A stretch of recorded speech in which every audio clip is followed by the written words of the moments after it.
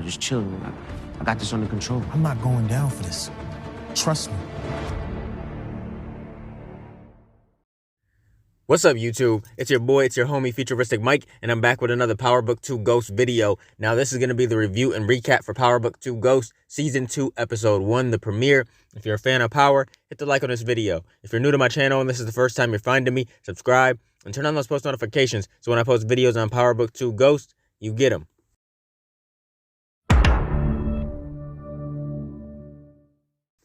A lot went down last season in Season 1, but there's going to be even more happening in this season. We remember previously on Power Book 2 Ghost Season 1 Episode 10 in the season finale, we seen Tariq would do whatever it takes to clear his mother of the charges of his father. And then we seen Tasha, she got out of jail and Tariq put her in WITSEC. So that's where she's at as of right now. We don't know where Tasha exactly is at. Now, on the premiere, we pick up the very next day after the Season 1 finale. We revisit memories and flashbacks to when, Tariq shot Jabari and Ghost. We see all the flashbacks.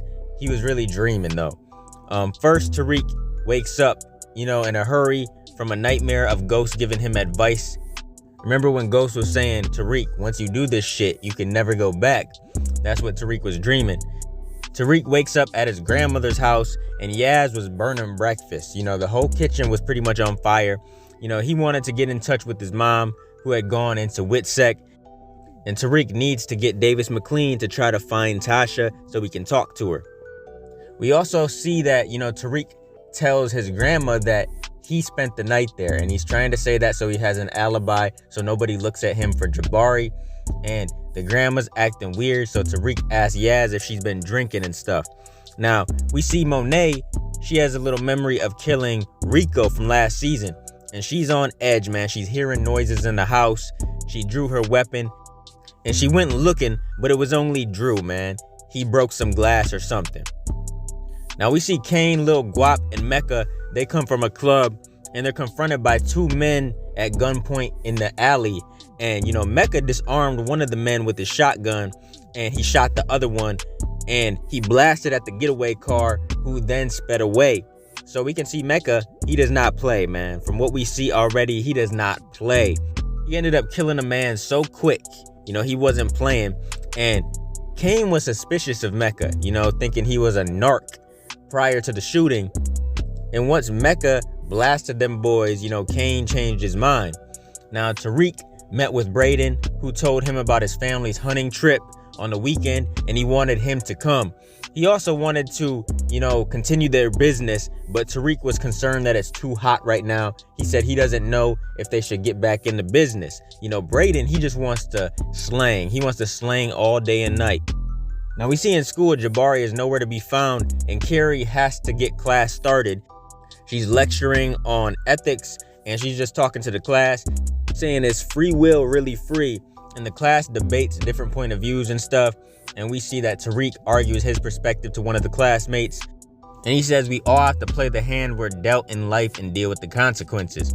Now, the authorities find Professor Jabari Reynolds in the woods, and it's just crazy. They didn't know who it was at first, but the cop investigating the body, he looks at his ID and he's like, damn, that's Professor Jabari Reynolds from Stansfield. Now, we see at Braden's place, there's a lot of people that are attending this event, including his uncle, and we see Congressman Rick Sweeney, who is now running for governor. And he's going to be a problem for Rashad Tate, best believe. But then we see Monet and Diana, they're trying to move some weight, and they're using some fashion bags like Fendi and Gucci and stuff. They're trying to do it, real slick. They're trying to disguise when they move them. Now, we see Councilman Rashad Tate, he is just drunk on the couch at his brother's house. He's just upset after his loss for the governor's office. And it's good to see Kamal back, man. I'm really excited to see him back on Power, man. We seen him in Power, Season 6? And it's just so good to see him back. He was pretty much trying to preach to his brother, telling his brother that he can't be sitting on the couch doing this, man. He has to get up and make some moves. And we see Tate visit Stephen Ott, and, he tries to steal Congressman Sweeney's seat. He's trying to do whatever he has to do. And Tate claims that, he's a political dinosaur. And Ott, he's not signing off on it, man. He tells Rashad that it would take a lot to force him out. And, Tate's up for the challenge. He wants to take Sweeney's seat ASAP. He's determined to find dirt on Sweeney no matter what. He wants that seat. Now we see Carrie is excited to meet with an old fling. She's on the phone with somebody talking about Detective Kevin Whitman. Now he would definitely be different from dealing with Jabari or Zeke or whatever. She was trying to meet him for coffee, but he told her to meet him somewhere else. So they go to the morgue to confirm Jabari Reynolds' identity. As soon as Jabari's face is uncovered, man, Carrie goes crazy. She starts crying and stuff. And Detective Whitman, he was kind of suspicious of Carrie because she was acting kind of strange, but obviously she had nothing to do with it. And she's like, I can't believe you think I had something to do with this. And, he said he's just doing his job. He asked her for a list, of all the students, all the advisees, and all kinds of other students, the ones that were being questioned for the body in the pool and stuff. He just wants answers. Now, Braden, he's talking his shit like always, man. He doesn't want to follow in his father's footsteps. He talks to Tariq and says that he wants to go down his own path. He said he likes dealing with Tariq because he has his own stuff. And at that event with Braden, man, at Braden's place, Tariq was talking his shit to the congressman, for real, man. And they mentioned James St. Patrick. Tariq brought him up, and Sweeney said that, he met James St. Patrick before, and he was a good man, and he hopes the rumors aren't true. And Tariq goes on with his perspective of how, legal drugs are killing people worse than illegal drugs. Now, when we see Tariq and Braden talking, everybody gets text on their phone and stuff. And they all learned that Professor Jabari Reynolds had been murdered. And Tariq played it off, acting surprised to hear the news. He's like, what the fuck? He acted like he had no idea, man. He played it off smooth to Braden. And we know Tariq is good at acting like that. So, he had no choice. He doesn't want Braden to know, or anybody. But eventually Braden is going to start finding out what Tariq has done, man. And it's not going to be good. You guys remember how Ghost would lie to Tommy and it wouldn't be good, right? The only difference here is Tariq lies to Braden way more than Ghost ever lied to Tommy. For real, man. Tariq is a liar. At the end of the day, Braden might be his partner, but Braden doesn't know shit about Tariq, for real. Now, we see Monet is trying to come up with the exit strategy to get out the game because her and Diana almost got caught earlier, man. When she was getting some bags and stuff, a cop came up to the car and was talking to Diana, but Diana played it real smooth, was flirting with him and stuff, and got his card. And when Monet got in the car, Diana said, I did it just like you taught me. She said, don't smile too much, flirt a lot, and make them think they can get it. Monet is discussing an exit plan from the drug game with Drew and Diana. She plans to use Zeke as their way out, going legit, following his basketball career. She wants him to enlist in the draft, making him their new product to manage and sell. Monet wants to get out because of them almost getting caught, and she's just tired of the bullshit. But we know they're not getting out of the game, man. They're gonna stay in it because once you're in it, there's no way out. The only way out is dead or in jail, and they just ain't getting out. Monet talking about, we're gonna do this for 3 more years and then Zeke is our way out. In 3 years, a lot can happen. Any of them can end up dead or in prison in 3 years.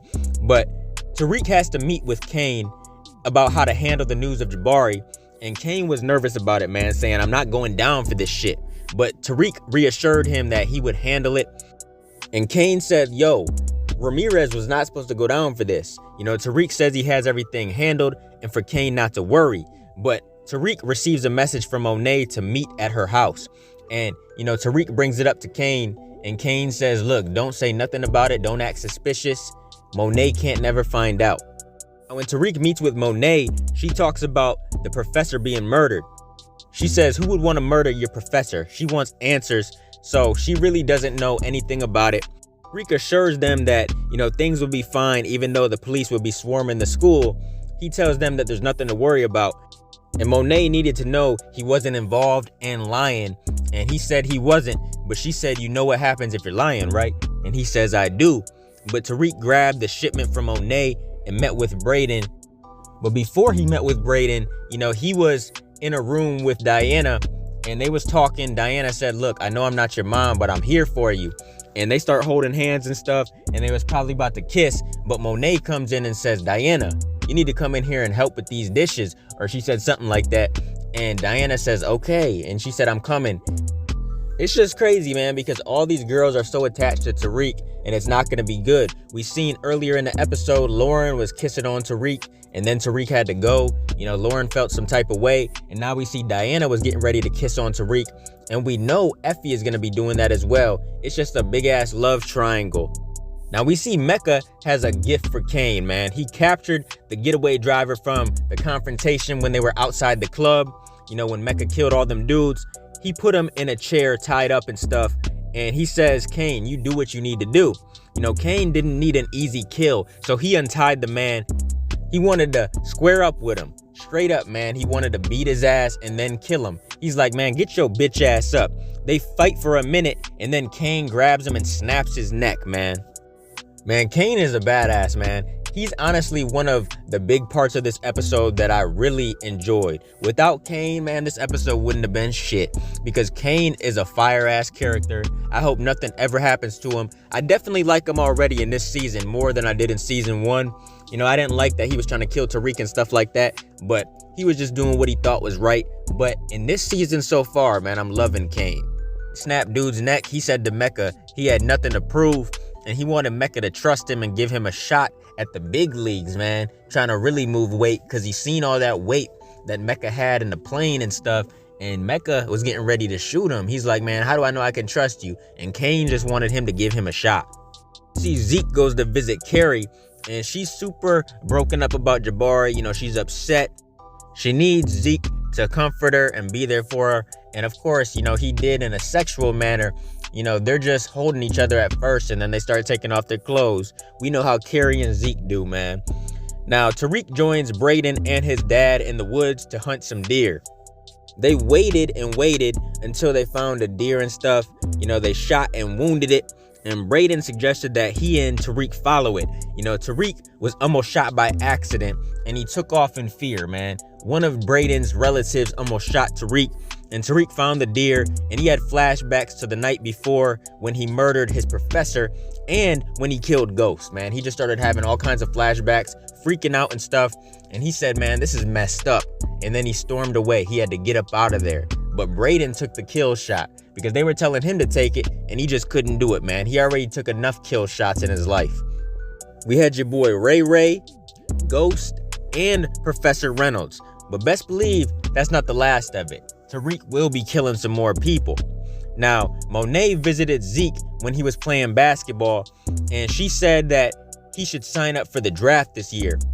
And he doesn't know about that, but he wants to know if his family was involved in Jabari's murder, because he heard that, you know, she went to go confront Carrie, that Monet really threatened her and stuff, and she claimed not to have anything to do with Jabari, and she said she wouldn't hurt that man.